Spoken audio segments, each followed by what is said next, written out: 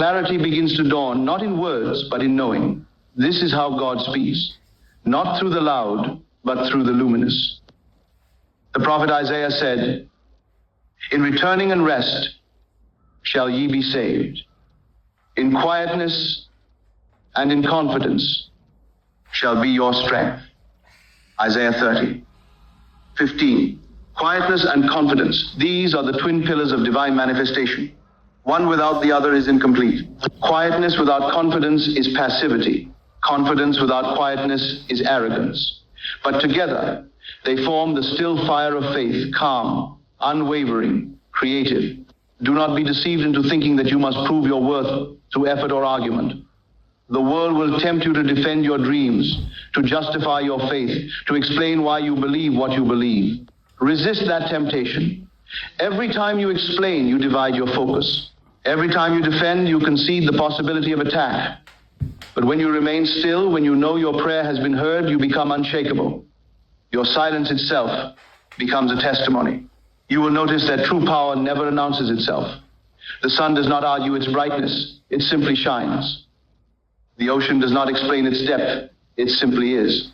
And when the Spirit of God fills you with understanding, you too will realize that the most convincing evidence of divinity is serenity.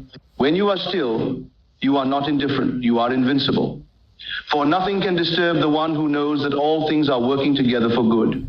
There is a mystery here that only the heart can grasp. Silence is not the opposite of sound, it is the womb from which all sound is born. The universe itself emerged from silence, and it will return to it. Every word that creates must first be rooted in the quiet conviction of being. That is why those who master the inner word, the felt conviction of I am, never need to shout. They speak from alignment, not effort. Their words carry weight because they are backed by knowing. When you understand this, you begin to see why Jesus said, "When ye pray, believe that ye receive them and ye shall have them." Mark 11:24. He did not say to believe after you see, but while you pray in that sacred moment of communion before evidence appears. That is the silence of faith. That is the moment when your word becomes flesh. When you live from that silence, you move through the world with a holy simplicity. You no longer chase outcomes. You no longer seek validation. You no longer complain about the process. You trust that the unseen hand is guiding every step. You realize that your only task is alignment to keep your inner state equal to the result you wish to see. Everything else is automatic. This is the science of Christ consciousness, to bring your imagination under divine law until every thought, every emotion, every assumption harmonizes with the will of God, which is good and only good.